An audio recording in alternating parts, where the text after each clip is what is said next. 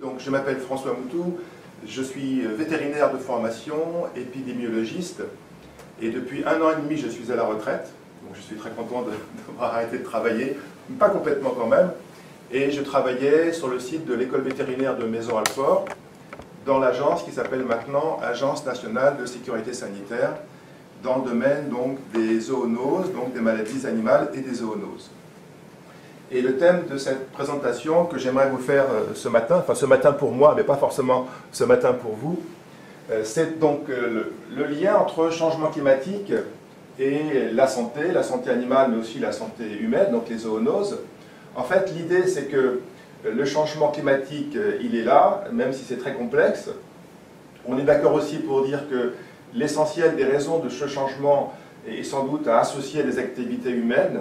Il y a un certain nombre d'explications, et que l'impact sur les maladies et donc sur les zoonoses, même si le lien avec le climat est probable, existe, et je donnerai des exemples, malgré tout, dans tous les cas de figure qu'on peut présenter, on va se rendre compte qu'il y a un ensemble de facteurs qui vont interréagir, et c'est très rare qu'on puisse dire de façon très simple et univoque, une cause, un effet. En général, les choses sont beaucoup plus complexes, et on a un ensemble d'explications pour interpréter les modifications sur la répartition des maladies ou l'émergence de nouvelles dans des régions qui ne les connaissaient pas jusqu'à présent. Et donc c'est vraiment l'idée de causes multifactorielles qu'il faut retenir, quelles que soient les situations, et on va en prendre quelques exemples évidemment. Alors, pourquoi je me suis intéressé à ce sujet? En fait, le point de départ, alors c'est quand l'agence où je travaillais, qui s'appelle ANSES aujourd'hui, s'appelait AFSA avant, on a changé de nom, mais c'est un détail, et il y a une dizaine d'années, peut-être certains d'entre vous s'en rappellent, en tout cas nous, on a été marqués au niveau de la France métropolitaine par une vague de chaleur qui avait causé beaucoup de décès dans la population humaine, et dans tous les domaines de la santé, y compris animale, les autorités avaient essayé de comprendre ce qui s'était passé, ce qui n'avait pas été anticipé, et si on pouvait éventuellement en tirer des leçons positives pour la suite.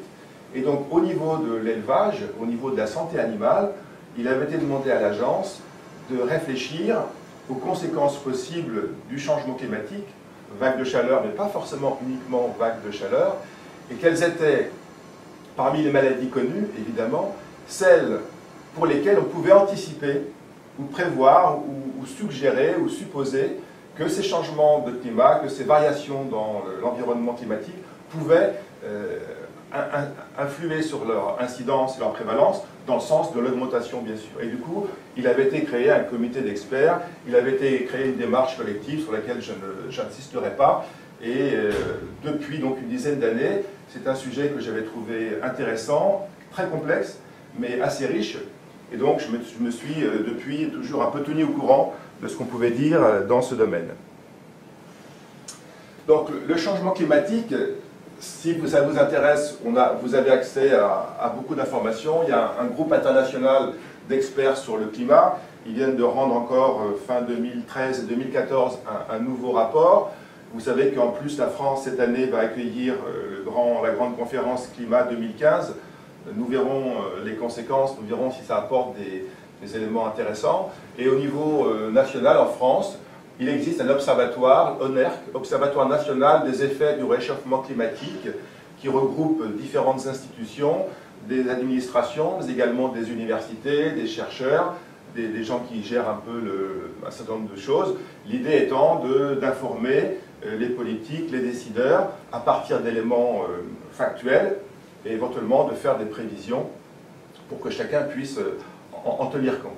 Alors certaines questions qui se posent, c'est de dire, effectivement, il y a un changement global à l'échelle de la planète, mais est-ce que, si on prend un pays en particulier, évidemment je prends la France, mais c'est vrai pour n'importe quel pays, est-ce qu'à une échelle qui est quand même beaucoup plus petite, la France n'est pas un très grand pays, est-ce qu'à une échelle comme celle de la France, en fonction de sa position géographique, on peut déjà mettre en évidence des évolutions possibles ou des variations au sein du pays qui voudraient dire que, par exemple, entre l'Est et l'Ouest de la France, le Nord et le Sud, les conséquences ne seraient pas les mêmes parce que les variations seraient différentes. Et donc, je prendrai quelques exemples pour mon pays, mais évidemment, il y aura des exemples qui seront beaucoup plus larges et qui sont beaucoup plus généraux et qui peuvent se décliner dans d'autres régions.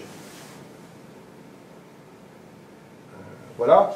Alors, les couleurs ne sont pas tout à fait parfaites sur l'écran, mais ce n'est pas dramatique.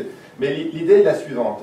Des collègues de l'INRA, donc l'Institut de recherche agronomique, dans leur département de foresterie, donc les gens qui s'intéressent aux forêts, ont fait, il y a une dizaine d'années, une projection à partir des données climatiques actuelles, les données climatiques telles qu'elles commencent à apparaître dans les modèles de prévision, pour montrer comment pourrait évoluer la couverture forestière d'un pays comme la France sur le siècle dans lequel nous sommes. Donc, c'est une prévision à partir de l'année 2000, donc il y a 15 ans, pour l'année 2010, donc dans 85 ans. Donc ça, les enfants qui naissent aujourd'hui verront le climat de l'année 2010, c'est pas de 2100, c'est pas une projection, pardon, 2100, hein, c'est pas une projection à très très long terme, c'est quelque chose dans la vie d'une personne d'aujourd'hui qui est possible de rencontrer. Alors si je prends simplement la couleur la plus sombre en bas, qui correspond à la forêt méditerranéenne, alors évidemment la France n'est pas entièrement couverte de forêts, mais ce seraient les forêts que nous aurions s'il n'y avait pas beaucoup d'activité humaine sur le pays. La forêt méditerranéenne est caractérisée par des pluies en hiver, un été très sec, et des plantes qui sont capables de supporter cette sécheresse de l'été.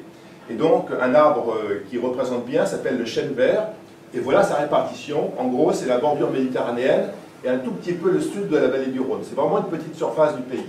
Et en 2100, donc dans 85 ans, ces taches noires qui correspondent à cette espèce, elles pourraient remonter jusque dans la région de Poitiers, donc qui est le centre-ouest du pays, remonter au nord de la ville de Lyon, qui est quand même actuellement tout à fait en dehors. J'ai mon micro qui est parti.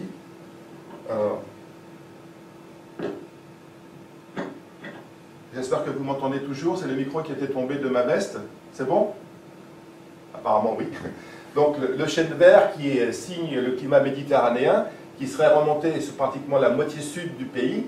Et inversement, vous avez cette tache jaune ici qui correspond aux forêts tempérées comme sont les hêtres, qui sont des forêts qui dominent nos forêts du nord de la France, qui serait réduit à une petite surface dans le nord et dans l'est.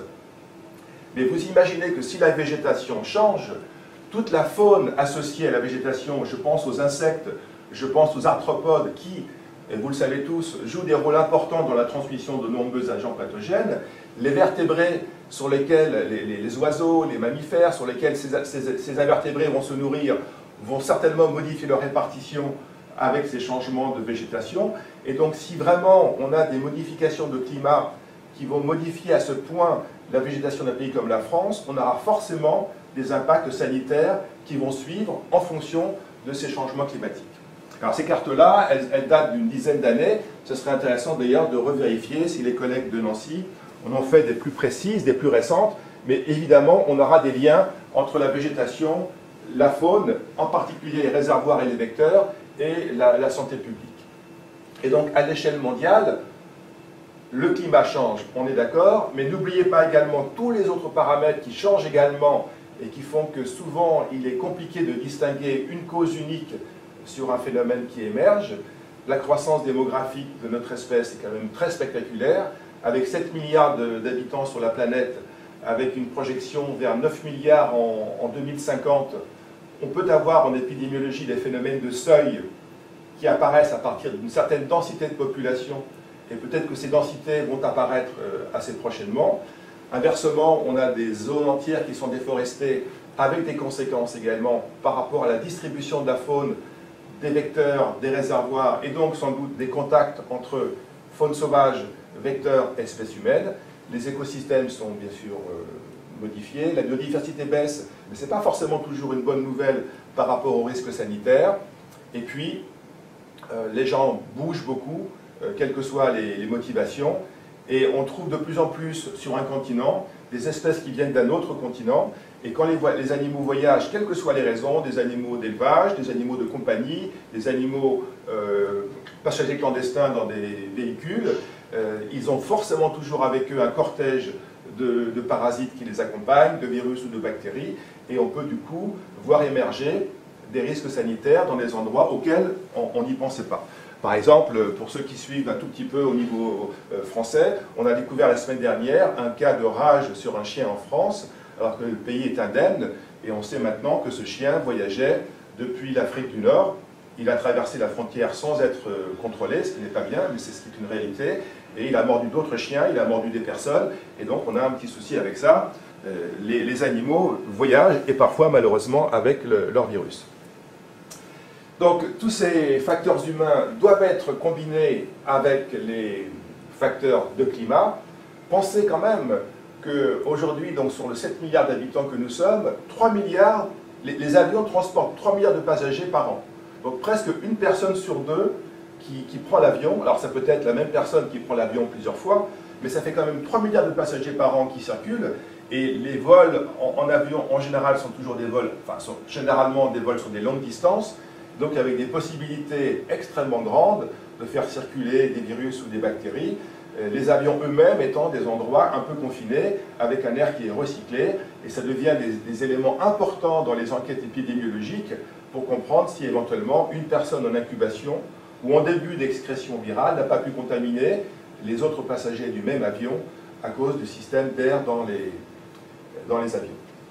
Et puis les animaux qui voyagent, et malheureusement vous savez aussi que toutes les zones d'instabilité politique, et malheureusement elles sont nombreuses aujourd'hui sur la planète, se traduisent à la fois localement par des risques sanitaires accrus parce que les systèmes de santé ne sont pas forcément ce qui est le mieux protégé, et les gens qui partent pour fuir ces instabilités, évidemment, emmènent aussi avec eux leurs parasites, leurs virus, et on voit des foyers émerger en dehors, et ce sont des problèmes globaux.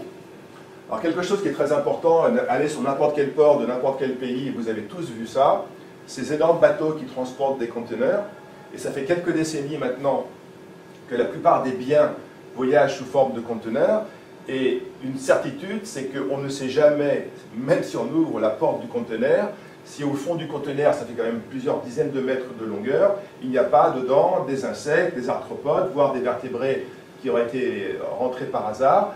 Et il est évident qu'avec cette façon de faire circuler les biens, on fait circuler beaucoup d'autres choses. Il n'y a pas très très longtemps, sur un port de Normandie, en France, en ouvrant un conteneur qui avait été fermé 6 semaines plus tôt aux États-Unis, on a vu sortir un raton laveur, qui est un petit carnivore, qui là-bas est un bon réservoir de la rage, et il avait survécu pendant 6 semaines dans le conteneur, pratiquement sans rien manger, et heureusement qu'on l'a vu, qu'on a pu le capturer, mais il est probable que beaucoup d'autres animaux échappent au contrôle à l'arrivée quand on ouvre ces grands volumes, et surtout les insectes et les arthropodes échappent totalement au contrôle, et c'est ceux-là qui souvent peuvent, et posent d'ailleurs le plus grand nombre de problèmes pour créer des situations sanitaires potentiellement à risque. Une autre situation qui correspond à la modification des paysages et des écosystèmes, c'est quand on voit, et cette image vient du sud de la France, une exploitation agricole pour différentes raisons, et souvent c'est pour protéger les silos à ensilage, donc c'est ce qu'on donne à manger aux animaux en hiver quand l'herbe ne pousse pas, et pour qu'on protège la nourriture, on met une bâche dessus, et pour que le vent ne soulève pas cette bâche et ne disperse pas la nourriture, ou que la nourriture ne soit pas accessible à d'autres animaux que ceux qu'on veut élever, on met des vieux pneumatiques, des vieux pneus sur la bâche pour la solidifier, pour la tenir. Mais vous savez tous que ces vieux pneus, ce sont des réservoirs d'eau extraordinaires, c'est extrêmement compliqué de libérer complètement le volume d'eau qui peut rentrer après une pluie dans un pneumatique. Et dedans, ce sont en fait des sites parfaits pour les larves de moustiques, pour la reproduction des moustiques. Et donc, on crée d'une part des nids à moustiques, des sites de reproduction à moustiques dans des endroits qui, là peut-être c'était pas la peine, mais parfois c'est dans un endroit beaucoup plus sec où il n'y a pas d'eau libre, et donc les moustiques trouvent à se reproduire. Et également, ces pneumatiques font l'objet d'un commerce très important à travers la planète, entre les zones où ils sont produits, les zones où ils sont utilisés, et les zones où on peut les retravailler pour les refaire fonctionner.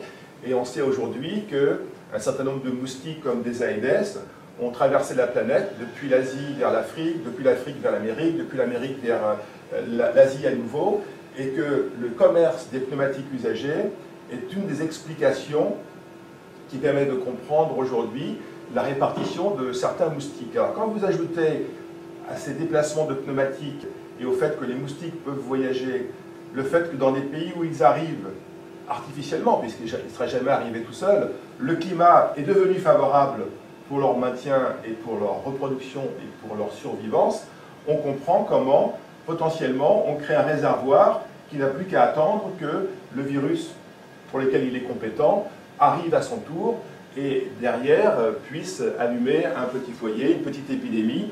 Et on a des exemples de plus en plus fréquents dans de plus en plus de pays de nouveaux virus qui arrivent et qui s'installent. Autrefois, c'était un foyer qui était maîtrisé et qui disparaissait. Aujourd'hui, le vecteur est là de façon pérenne et potentiellement, le virus peut rester de façon presque pérenne également.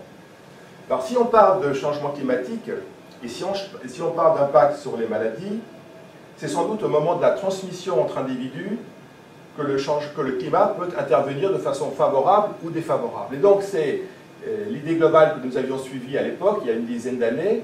Comment est-ce que les vecteurs, dans les maladies à vecteurs, peuvent être influencés en plus ou en moins, en positif ou en négatif, par rapport aux modifications du climat, donc les tiques et les insectes, les mollusques également pour certains parasites, et puis les réservoirs sauvages, mammifères et oiseaux, parfois qui sont nos voisins, avec qui on cohabite, et qui peuvent de ce fait devenir une source potentielle de micro-organismes pathogènes pour notre espèce. Et ne jamais oublier qu'un des paramètres les plus compliqués à comprendre, les plus compliqués à anticiper, et peut-être les plus compliqués à maîtriser, ce ne sont peut-être pas uniquement les animaux, mais ce sont sans doute nos comportements à nous humains. On est capable de faire des choses très curieuses, parfois pour des raisons pas toujours évidentes, et souvent ces comportements et ces modifications de comportement, ces habitudes, ces mauvaises habitudes, ces bonnes habitudes, elles ont un impact et un coût réel en santé. Alors on a un peu toujours tendance à dire c'est les autres, mais si on oublie de nous mettre aussi dans le même système et de raisonner en étant un des acteurs potentiels, on ne dit pas que c'est nous les responsables, on ne dit pas ça, mais on ne peut pas raisonner les zoonoses et l'évolution des zoonoses par rapport au climat sans ajouter le comportement humain qui certainement peut en expliquer une partie non négligeable. Alors le bilan de l'époque, et on va voir comment on peut le reprendre aujourd'hui, nous avait permis de sortir 6 maladies au niveau de la France métropolitaine qui nous paraissaient être soit à surveiller parce qu'elles étaient déjà présentes mais qu'elles pouvaient augmenter en incidence, soit à essayer d'empêcher de rentrer, sachant qu'elles n'étaient pas là, mais qu'elles pouvaient se rapprocher par des mouvements de personnes ou d'animaux. Alors, il y a 4 zoonoses et 2 maladies animales dont je ne reparlerai pas. Les zoonoses, c'était la fièvre de la vallée du Rift, qui est arrivée sur le bord méditerranéen côté oriental, au niveau d'Égypte, qui est au sud de la Mauritanie, donc qui a remonté depuis l'est de l'Afrique vers le nord et vers le nord-ouest. La fièvre de West Nile, dont on a beaucoup parlé, et j'en dirai un mot, et peut-être qu'on en a trop parlé, je ne sais pas. En tout cas, on en a beaucoup parlé il y a une dizaine d'années, on en parle beaucoup moins aujourd'hui. Et puis une parasitose, la leishmaniose, qui, en tout cas en France, gagne du terrain, et c'est quelque chose qu'il faut vraiment surveiller. Et c'est pas uniquement... enfin, il y a le côté zoonose, mais aussi le côté humain. Et puis une bactérie, leptospire, enfin les bactéries du genre Leptospira, qui, elles, sont des bactéries, vous savez, qu'on trouve dans l'eau. Et il est possible que le changement climatique, dans le sens du réchauffement, modifie les risques d'exposition et donc les risques de cette expression clinique. Alors, rapidement, des constats par rapport à ce bilan, c'est qu'on a découvert en métropole que les maladies à vecteurs étaient certainement des maladies qui allaient prendre de l'importance, et on a réalisé qu'en France métropolitaine, l'éducation, la formation et les compétences en entomologie médicale et vétérinaire était une discipline qui, il y a une dizaine d'années, était un peu oubliée, était un peu abandonnée, n'était plus très à la mode. On était tous partis sur la biologie moléculaire, le séquençage au débit, c'est très chic, c'est très bien, ça apporte beaucoup d'informations, on est tous d'accord. Mais en même temps, si on ne sait pas comment s'appelle l'insecte, d'où on a isolé une souche, ou comment s'appelle la tique et quel est son cycle de vie, d'où on a sorti une borréliose, une borrelia, qu'est-ce qu'on va apporter comme information pratique, concrète, pour éventuellement maîtriser un risque sanitaire. Et par exemple, même si c'est une maladie animale, donc la fièvre catarrhale ovine, qui est transmise par des moucherons qu'on appelle les tulicoïdes, donc Ceratopogonidae, on s'est rendu compte en 2000-2005 que la dernière étude en France, un peu sérieuse au niveau national, datait de 1925. Donc on peut supposer qu'en 2010, on pourrait refaire une mise à jour, on pourrait remettre les choses un petit peu en place, utiliser d'ailleurs la biologie moléculaire pour vérifier si la systématique de l'époque est toujours valable aujourd'hui, et vérifier si les 80 espèces connues sont toujours les mêmes, s'il y a eu des changements de répartition, et on s'est rendu compte en fait qu'on n'avait pas en 2010 de carte à jour de distribution de ces espèces, et qu'on était le plus souvent incapable de dire si telle ou telle espèce potentiellement importante avait modifié ou pas sa répartition. On n'avait pas la référence antérieure. Et donc ça c'est quelque chose qui est important. Le plus vite possible faire des cartes année 0, point 0, et vous savez que la comparaison est toujours un élément essentiel en recherche, mais si on n'a pas un élément de comparaison, on peut juste dire voilà le constat d'aujourd'hui, mais je ne sais pas si c'était pareil avant ou si c'est nouveau par rapport à la fois précédente. Donc ça c'était un premier constat. Retravaillons l'entomologie. Et quand je dis entomologie, c'est également tout ce qui est arthropode au sens large. Et alors les collègues ont redécouvert les pièges à insectes, mais on s'est rendu compte que certains pièges avaient des méthodes de fonctionnement différentes, qu'on avait des soucis de standardisation. Si on voulait faire un peu des quantitatifs, c'est toujours un peu le souci de l'épidémiologie, j'aimerais bien pouvoir quantifier. Alors c'est difficile, il faut prendre des précautions, il faut prendre des incertitudes, il faut les combiner, on aura des intervalles de confiance, mais quand même, si on ne peut faire que du qualitatif, c'est mieux que rien. Mais quand même, quand on a commencé à chercher les Chelicoides dans les exploitations agricoles, là on a accroché ce piège à un appareil, à une charrette qui était renversée. Bon, ok, c'était pas une méthode très classique de faire de l'échantillonnage d'insectes, mais au moins là on avait une information plus ou moins, donc c'était juste du qualitatif. Mais on a vite compris que si on voulait aller plus loin, et on avait besoin de standardiser les pièges, d'être capable de décrire le fonctionnement de façon à peu près précise, et ensuite de pouvoir passer du simple l'information oui ou non à des chiffres et à des prévisions. Ce qui en plus est demandé par les autorités, même si on est d'accord que les prévisions doivent être faites avec beaucoup de prudence. Alors un mot sur la fièvre de la vallée du Rift. En métropole, on avait regardé du côté donc, de la Méditerranée, et donc je pense aux collègues de l'île Maurice. Nous, au niveau océan Indien, à Mayotte et à La Réunion, il y a eu des informations comme quoi, surtout à Mayotte, des animaux étaient probablement arrivés des Comores, les animaux ayant été importés eux-mêmes d'Afrique orientale, et le virus avait certainement suivi. Et donc on a eu quelques informations et quelques alertes dans la zone de l'océan Indien avec ce virus qui était certainement pas lié dans ce contexte-là. Alors, le micro tombe.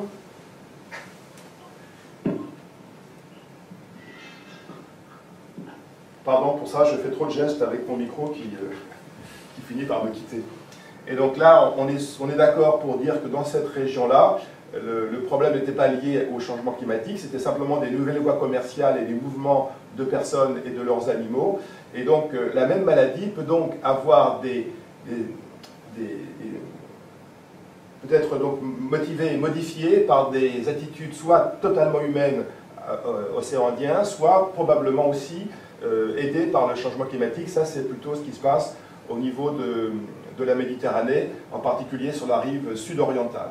Et donc pour l'instant, c'est quelque chose qui est surveillé, qui a été maîtrisé dans l'océan Indien, mais qu'il faut certainement garder en mémoire. C'est certainement potentiellement quelque chose d'important. Donc tout à l'heure, je vous ai dit un mot sur la fièvre du Nil oriental, de West Nile, qui était connue depuis assez longtemps dans l'ancien monde. Et en fait, si on en a reparlé beaucoup au niveau des années 2000, enfin, juste entre la fin du XXe et le début du XXIe siècle, c'est peut-être plus par son arrivée dans le Nouveau Monde, en Amérique, que par les foyers qui ont continué à être déclarés, et ça c'était pas très nouveau, dans l'Ancien Monde, mais c'est vraiment l'arrivée dans un continent totalement naïf par rapport à ce virus, et qui a eu d'ailleurs des conséquences assez importantes en santé animale et en santé humaine, avec un nombre de décès relativement important par rapport à ce que connaissait globalement en Europe, en Afrique ou en Asie. Et aujourd'hui, c'est vrai que c'est une maladie dont on parle beaucoup moins. Elle a complètement diffusé à travers l'Amérique depuis le Canada jusqu'en Argentine. où maintenant elle semble être un peu plus stabilisée, ou bien mieux connue, mieux maîtrisée et donc mieux prévenue. Et à nouveau, dans les pays de l'Ancien Monde, donc Afrique, Asie, Europe, on en parle beaucoup moins. Et peut-être que c'était simplement les conséquences de l'arrivée en Amérique qui a déclenché toutes ces informations autour de West Nile. Mais ceci dit, ce qui est intéressant, et ce que je vais développer un tout petit peu maintenant, en tout cas ce qui me paraît intéressant, c'est que la maladie de West Nile a fait reparler, donc comme en son temps la grippe aviaire, a fait reparler des oiseaux, du rôle des oiseaux et de l'interprétation, et qui n'est jamais aussi simple que ça, des migrations des oiseaux sur les risques sanitaires. Alors, les migrations ne sont pas liées, enfin, elles sont très anciennes, et là, elles commencent à être étudiées et connues de façon assez précise, mais du coup, la question, c'est est-ce que ces migrations peuvent être modifiées par le changement climatique? Si je prends un pays comme la France métropolitaine, on a 2 couloirs de migration. Alors, ça, c'est le sens de l'automne, quand les oiseaux quittent l'Europe pour aller vers l'Afrique pour passer la mauvaise saison chez nous. Là-bas, ils auront des conditions climatiques plus favorables.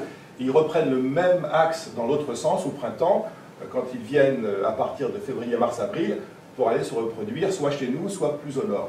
Mais ce qui est important de comprendre, c'est que les axes migratoires ne sont pas aléatoires.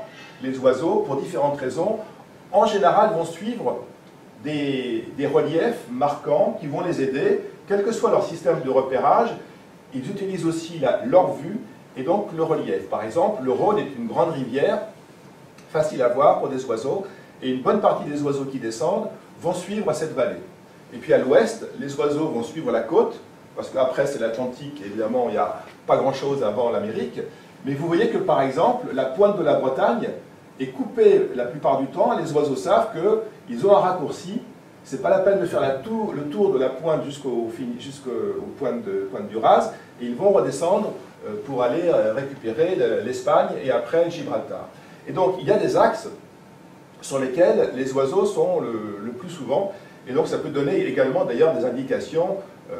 À l'époque de la grippe aviaire, on avait regardé les endroits qui étaient des fortes zones d'élevage avicole par rapport aux axes migratoires pour vérifier si on avait des coïncidences spatiales entre fort passage d'oiseaux et zones d'élevage, et éventuellement plus grande probabilité d'avoir un passage dans un sens ou dans l'autre d'ailleurs. Les deux sens sont possibles.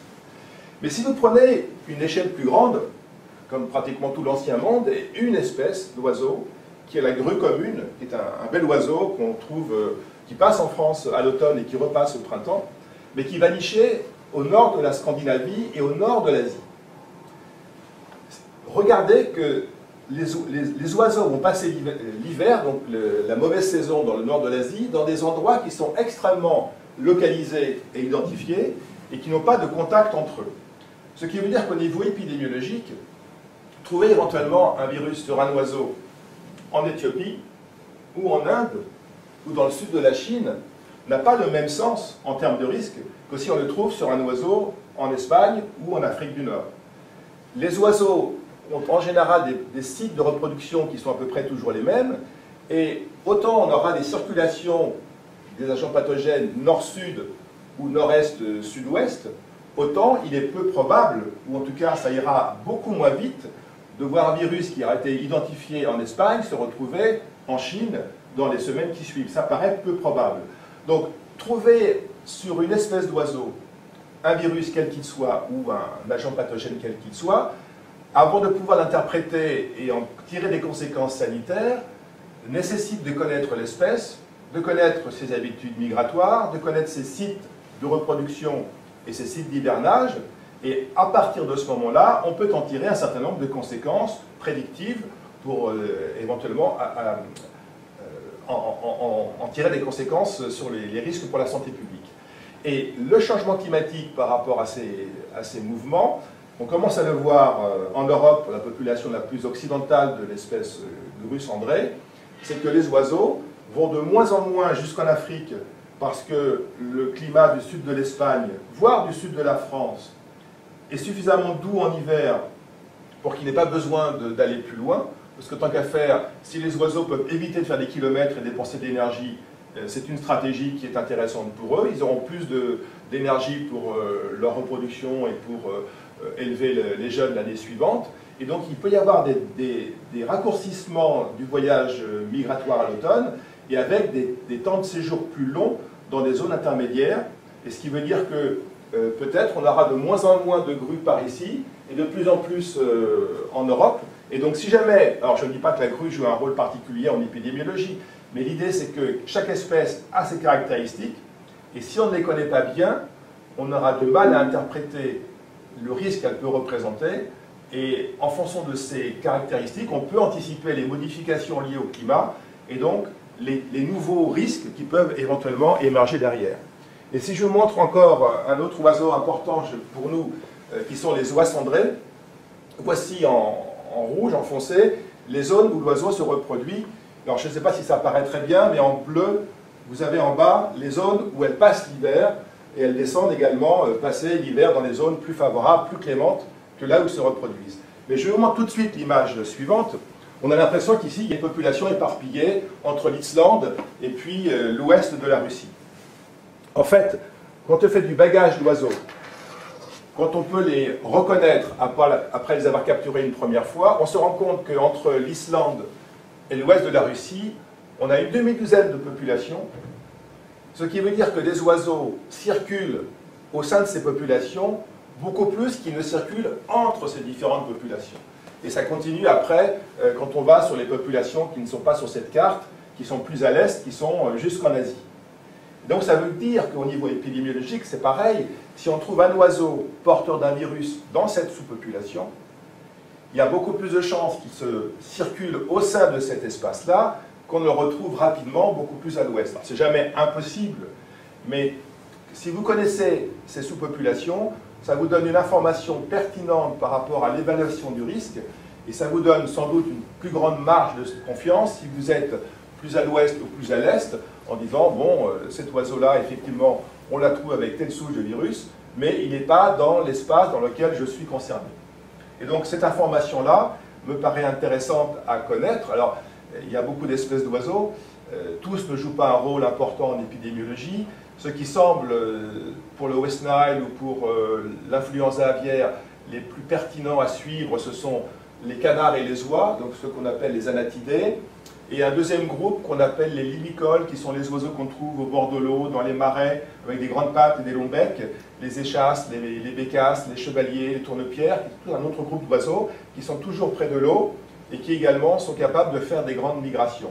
Et puis les petits oiseaux chanteurs, les autres espèces qui sont plus sédentaires, en général, peuvent être réceptives et sensibles, mais auront moins de capacité à faire des grands déplacements et donc à jouer un rôle important en épidémiologie par rapport à ces virus. Donc l'idée c'est que il faut connaître un peu les espèces, leur biologie, mais sans doute aussi le changement climatique peut raccourcir les distances de déplacement nord-sud et faire en sorte que les oiseaux vont passer plus de temps dans les zones de reproduction et peut-être aller moins loin vers le sud en hiver.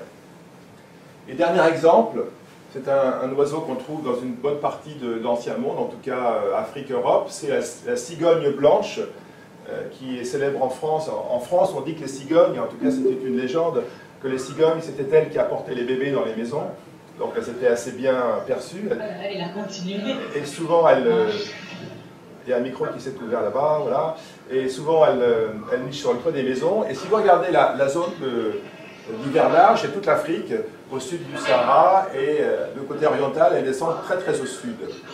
Et quand vous regardez au niveau européen, il y a cette barre ici qui a été dessinée, qui bien sûr n'existe pas sur le terrain, mais tous les oiseaux qui sont à l'est de cette barre-là vont faire la voie de migration orientale, et tous les oiseaux qui sont à l'ouest vont suivre cette voie de migration occidentale.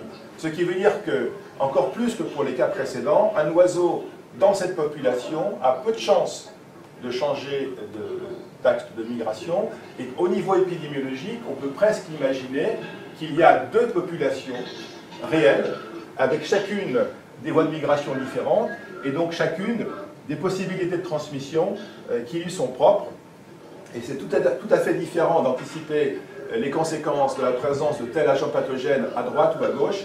On n'aura pas du tout les mêmes zones géographiques couvertes et donc les mêmes risques pour les populations qui se trouvent sur ces axes de circulation. Et donc je reviens aux chiffres de tout à l'heure sur les 3 milliards de passagers qui circulent tous les ans en avion. Pendant la grippe aviaire, peut-être vous vous souvenez des polémiques en disant ce sont les oiseaux migrateurs ou ce ne sont pas les oiseaux migrateurs. Nous prenons l'avion de façon très intensive. En 2009, quand il a émergé ce virus H1N1 en Amérique, Mexique, Californie, en quelques semaines il était partout. Et là ce sont les avions qui l'ont transporté. Mais je rappelle aussi au niveau des oiseaux et de l'élevage de volailles, qu'au niveau mondial, 10% de la production de poulet change de continent entre les zones d'élevage et les zones de consommation. Et pendant le pic de l'épidémie de grippe aviaire en 2005, 2006, 2007, on a clairement eu des déplacements de virus, certains liés aux oiseaux sauvages et certains aussi qui étaient liés au commerce des poulets et qu'il était parfois d'ailleurs assez difficile de faire la part des choses. Mais nos activités commerciales rajoutent du risque par rapport aux modifications des voies migratoires liées au changement climatique. Et l'ouverture de nouvelles lignes aériennes est peut-être aussi à prendre en compte dans les anticipations de possibilités sanitaires et pas seulement les modifications des voies de migration des oiseaux. Il faut combiner certainement l'ensemble de ces paramètres. Alors un mot sur la leptospirose, qui est une maladie bactérienne, c'est la seule dont je parlerai ici. Et vous savez qu'elle est certainement elle est bien représentée sur la surface de la planète. De nombreux mammifères sont capables de la transporter. On a même mis en évidence que les chauves-souris avaient un rôle dans son épidémiologie. Mais classiquement, en tout cas en Europe, ce sont plutôt les rongeurs qui sont concernés et qui peuvent être source de la bactérie et donc d'un risque pour l'homme. Et si le climat chaud se réchauffe un peu chez nous, par exemple, on a sans doute, avec des pH qui sont légèrement basiques, autour de 8, des conditions dans l'eau qui sont assez favorables pour la survie de la bactérie. Et si, alors ça c'est plutôt la situation européenne, on a des étés plus chauds et plus secs, on aura sans doute moins de zones humides, et peut-être que si tout le monde se retrouve dans les mêmes plans d'eau, les mêmes bases de loisirs pour se baigner, et qu'en fait le soir ce sont les rongeurs qui se baignent, et la journée ce sont les gens, on aura peut-être dans ces conditions-là une augmentation des risques de transmission, avec, bon je vous passe cette photo-là, mais voilà, deux petits rongeurs qu'on trouve chez nous. Celui-là il est vraiment pas très gros, lui c'est un rongeur qu'on trouve enfin, qui est endémique à la France et à la péninsule ibérique, qu'on appelle le campagnol aquatique, et lui c'est le ragondin, qui est un animal qui fait une dizaine de kilos, et qui est une espèce d'Amérique du Sud, qui a été introduite en Europe pour la fourrure, pour le marché de la fourrure, parce que comme tous les animaux aquatiques, il a une fourrure assez dense et assez recherchée, au moins à une certaine époque. Tous ces élevages aujourd'hui ont fermé, ont périclité, ça n'a pas été des grands succès commerciaux, et les gens ont ouvert les cages lorsqu'ils ont déposé le bilan dans leurs entreprises. Et donc l'espèce est présente maintenant dans toute l'Europe. Elle a également été introduite en Afrique orientale, on la trouve dans beaucoup de régions du monde. Et c'est un animal qui donc n'était pas présent, qui est très bien représenté aujourd'hui dans beaucoup de pays, et qui clairement joue un rôle épidémiologique dans le cycle de la leptospirose. Et donc là, au-delà du fait que le climat va favoriser la bactérie, on a introduit dans les écosystèmes une espèce qui multiplie la bactérie et qui peut rajouter au changement climatique un facteur supplémentaire dans le mauvais sens par rapport aux risques sanitaires liés à cette maladie. Un mot sur la leishmaniose, donc parasite transmis par des petits diptères. Et classiquement, en tout cas pour la forme qu'on trouve en Europe, ce sont les canidés qui sont réservoirs, le chien et le renard. Et donc c'est leishmania fantôme qu'on trouve dans cette partie du monde. Et le constat actuel, c'est que dans notre pays, la prévalence et l'incidence augmentent, avec une carte historique qui localisait les 5 foyers historiques qui étaient la Corse, le Var, la région, enfin la Camargue au sens large, les Cévennes, et puis juste la frontière avec l'Espagne au niveau des Pyrénées orientales. Ça c'était vraiment les 5 foyers historiques jusque dans les années 50-60. Et depuis, on a clairement une extorsion géographique. Et vous voyez ici une grande densité de points sur des cas de chiens. Et donc la vallée du Rhône est peu à peu touchée, et les cas autour de Lyon quand on enquête sur les cas, sont liés à des chiens qui n'ont jamais voyagé, qui n'ont jamais quitté la région. Donc probablement, le phlébotome est arrivé dans la région lyonnaise. Et on a des cas plus lointains qui sont plus difficiles à expliquer parce que chaque enquête n'aboutit pas toujours. On a probablement des cas d'animaux contaminés ailleurs qui font la maladie là où ils habitent quand ils rentrent chez eux. Mais dans le centre-ouest, on a des questions sur l'origine de certains de ces foyers où on n'a pas d'explication cohérente ou claire ou limpide. Et donc, est-ce que le phlébotome pourrait de temps en temps, certains étés, arriver à s'installer, quitte à redisparaître quelque temps après? C'est une question. Mais ça intrigue aussi les médecins. Et vous avez sur cette carte-là les cas humains donc, qui sont liés au CNR de Montpellier et qui cumulent donc sur, c'était 2014 je crois, ou enfin les quelques dernières années, les cas diagnostiqués en fonction de l'adresse des patients. Vous avez à droite les cas canins en fonction de la densité de chiens en France. Il y a un décalage évident entre les foyers dans le sud de la France, alors qu'il n'y a pas beaucoup de chiens, mais il y a beaucoup de chiens contaminés. Il y a vraiment un foyer local. Et puis vous avez le rôle du renard, qui est un petit carnivore qui est très très bien représenté en France, qui n'est pas forcément suivi médicalement parce qu'ils sont sauvages et personne ne va les regarder, mais il a des densités qui ont vraiment augmenté beaucoup parce qu'on l'a favorisé sans faire exprès. Enfin, il est très très bien présent. Et est-ce qu'il pourrait jouer un relais avec les phlébotomes et donc être capable après de transmettre le parasite vers les chiens? C'est une question, sachant que autour de Montpellier, on ne peut pas non plus ignorer le fait que c'était autrefois des zones agricoles assez pauvres, que la ville de Montpellier a bien grandi en attirant beaucoup de monde avec des activités économiques importantes, et que beaucoup de personnes habitent non pas en ville, mais dans les villages périphériques au pied des Cévennes, un des foyers historiques de la leishmaniose en France, qui étaient des villages agricoles autrefois, qui sont maintenant des villages dans lesquels les gens qui travaillent à Montpellier habitent et qui ont complètement modifié le paysage, qui ont créé des jardins qu'ils arrosent avec de la végétation, alors que c'est des paysages très secs autrefois, et que cette modification d'environnement avec l'apport de l'eau, avec la végétation qu'on a plantée, est extrêmement favorable à l'insecte. Et donc, à la fois, le climat est favorable et permet aux moustiques, aux phlébotomes de remonter plus au nord, mais en même temps, sur le chemin où on peut le trouver, on lui a ouvert des espaces qui étaient défavorables à son écologie et à sa survie.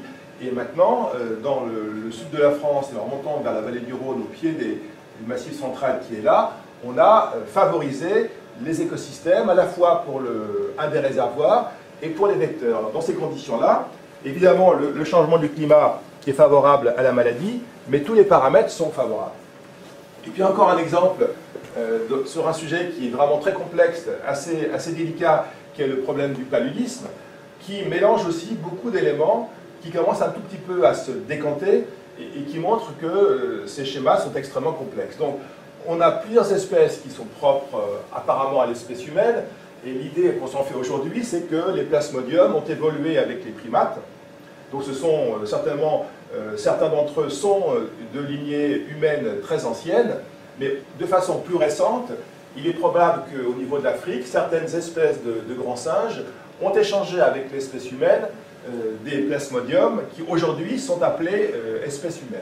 Et on pense que le plasmodium falciparum est probablement, c'était publié en 2010, un parasite qui au départ était sans doute chez les gorilles et qui est passé il y a quelques millénaires dans l'espèce humaine pour devenir l'espèce falciparum qui est la plus sévère, qui cause les formes les plus graves. Mais aujourd'hui, une question qui est posée, c'est est-ce que le paludisme peut regagner du terrain, sachant qu'on a d'autres espèces de plasmodium humains qui sont, comme le vivax, beaucoup plus capables de supporter des climats frais, et pas uniquement des climats très chauds, tropicaux. Mais il ne faut pas oublier que le plasmodium vivax était présent en Europe jusqu'au milieu du XXe siècle, et que l'OMS a déclaré l'Europe indemne de plasmodium endémique que, je crois, en 1970. Donc c'est quelque chose d'assez récent.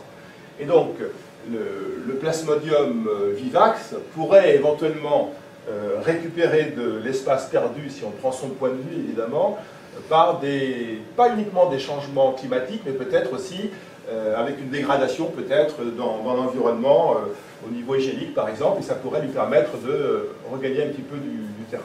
Et puis, les outils actuels de diagnostic ont mis récemment en évidence le fait que certains plasmodiums trouvés chez l'homme, entre autres en Asie, et qu'on pensait être du vivax, étaient en fait des plasmodiums de singes, mais qu'on ne savait pas diagnostiquer ou distinguer des plasmodiums humains lorsqu'on ne faisait que des lames avec des diagnostics visuels. Donc on mettait en évidence à l'œil un plasmodium, et maintenant qu'on fait de la génétique sur ces prélèvements, on se rend compte que ce ne sont pas des vivax qu'on va isoler, mais des plasmodiums de macaques qui sont capables de passer à l'homme avec une piqûre d'anophèle, mais pour l'instant, il ne semble pas que ces plasmodiums de singes contaminés dans l'homme repassent à d'autres êtres humains.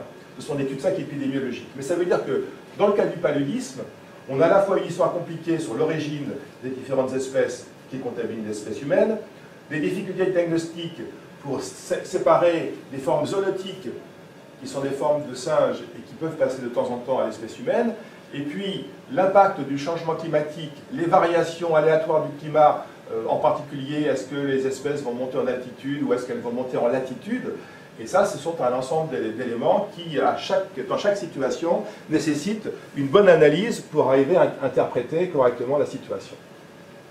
Je passe un petit peu rapidement sur des cas plus anecdotiques, mais on a aussi des modes assez curieuses, pas qu'en Europe où on élève des animaux un peu bizarres chez soi, et on a récupéré comme ça en 99 en France un lissavirus africain parce que des gens avaient comme animal de compagnie une chauve-souris africaine. Bon, drôle d'idée. Le souci, c'est que c'est une chauve-souris qui ne peut pas s'installer en France métropolitaine sans doute parce qu'elle est frugivore, mais elle a été introduite aussi aux Canaries, et les îles Canaries qui sont espagnoles font partie de l'Union européenne, et apparemment, aux îles Canaries, où il y a beaucoup de bergers, c'est une espèce qui apparemment est capable de s'installer. Le problème, c'est que si elle s'installe avec ces virus, est-ce qu'on va à terme éventuellement créer un risque pour un lissavirus sur cet archipel? C'est une question qui est posée. Et puis, voilà un autre animal qui a beaucoup circulé et qui a été introduit dans différents pays comme animal à fourrure ou comme animal de compagnie. Vous voyez que là, celui-ci, il héberge une tique. Est-ce que cette tique est porteuse de quelque chose? Personne n'en sait rien, mais en général, quand on introduit un animal, on introduit également son cortège de parasites et de micro-organismes. Et la tique permet de faire un commentaire sur l'absence de maladies actiques dans les 6 maladies qu'on avait identifiées en 2005 comme étant potentiellement à croissance au niveau incidence et prévalence. Et c'est vrai que c'est pas facile d'imaginer comment les maladies actiques vont évoluer avec le changement climatique en tant que tel. Il y a tellement d'autres paramètres qui vont jouer et qui peuvent interférer avec le climat. On a introduit beaucoup d'espèces dans nos pays sur lesquelles les tiques peuvent se reproduire et se multiplier. Et donc ça, c'est pas lié au changement climatique, c'est lié au fait qu'on a introduit d'autres espèces. On modifie la végétation, et parfois la végétation est modifiée dans un sens qui va favoriser les tiques. On va reboiser, on va revégétaliser des paysages qui étaient un peu dénudés, et donc ça crée de l'humidité et ça crée des habitats favorables pour les tiques. Et puis les gens, les personnes vont se balader plus qu'autrefois, on fait des promenades, on sort en forêt, ce qui est sympathique, mais en même temps on s'expose aux morsures de tiques, et derrière on a éventuellement des possibilités de contamination.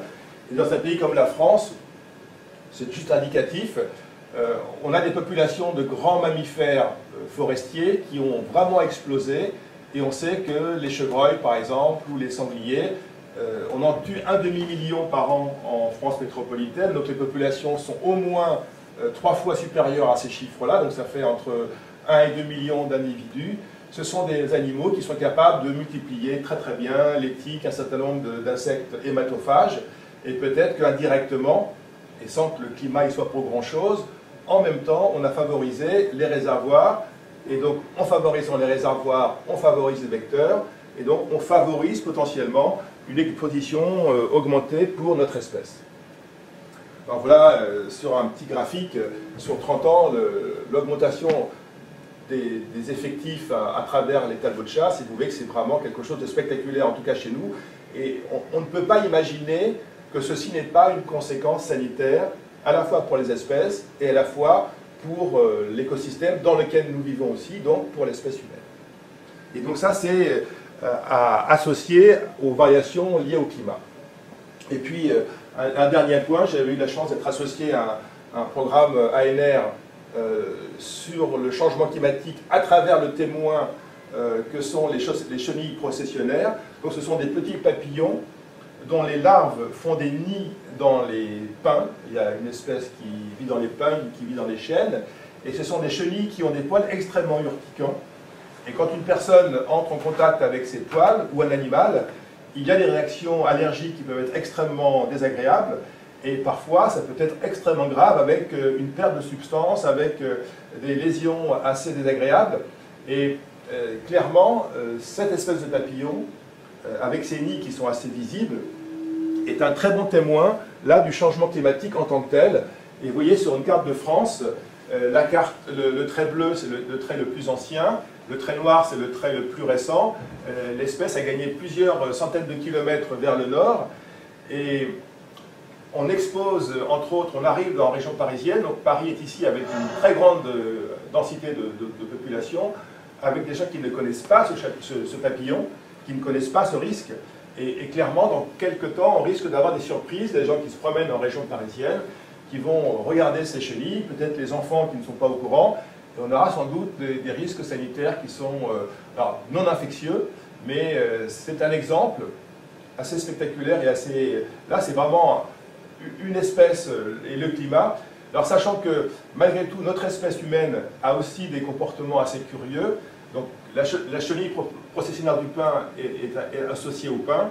Et quand on replante des arbres, parfois pour faire des décorations, des paysages, les communes, les maires, plutôt que planter une graine et attendre que l'arbre pousse, on préfère aller chercher un arbre adulte avec des camions, le transporter, et dans certains cas, on transporte en même temps l'arbre avec le parasite. On le sait, on ne le sait pas, on ne fait pas attention, on ne le connaît pas, et du coup, ça aide aussi le papillon à se déplacer. Mais du coup, avec un changement favorable au niveau du climat et un environnement d'arbres satisfaisant pour lui, il peut s'installer durablement dans les nouvelles régions. Donc voilà la situation actuellement. Donc Paris est vraiment dans la zone du front, et vous voyez que c'est un phénomène qui est européen. Le projet ANR d'ailleurs a été élargi à tous les pays de la zone méditerranéenne, avec un déplacement vers le nord de cette répartition de ce champignon parasite, de ce papillon parasite, avec des risques sanitaires réels pour la santé publique.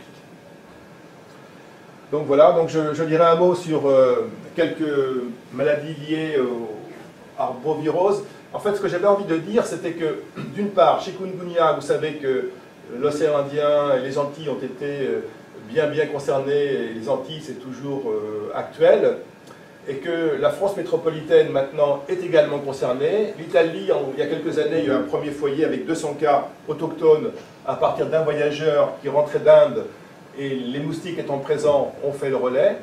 On a eu en 2014, à la fin de l'été, des cas en France autochtones, même situation, un voyageur qui revient en virémie, les AEDES sont présents et sont capables de faire le transfert et de créer un petit foyer. Et je pense que maintenant, c'est quelque chose qui va se reproduire. Et un mot sur le virus Zika, dont on parle de plus en plus, qui commence à être bien présent. Ce qui m'avait étonné, c'est quand j'ai regardé comment il a été découvert dans les années 30 ou 40 en Ouganda.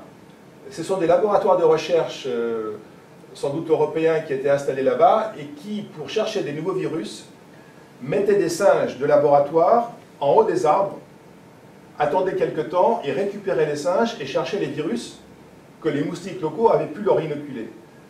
Mais ce qui m'a surpris, c'est qu'à l'époque, les singes utilisés étaient des singes de laboratoire asiatiques, des macaques. Et ce sont sur des macaques asiatiques, des macaques rhésus, qu'on a sorti le virus Zika, sans doute apporté par un moustique africain.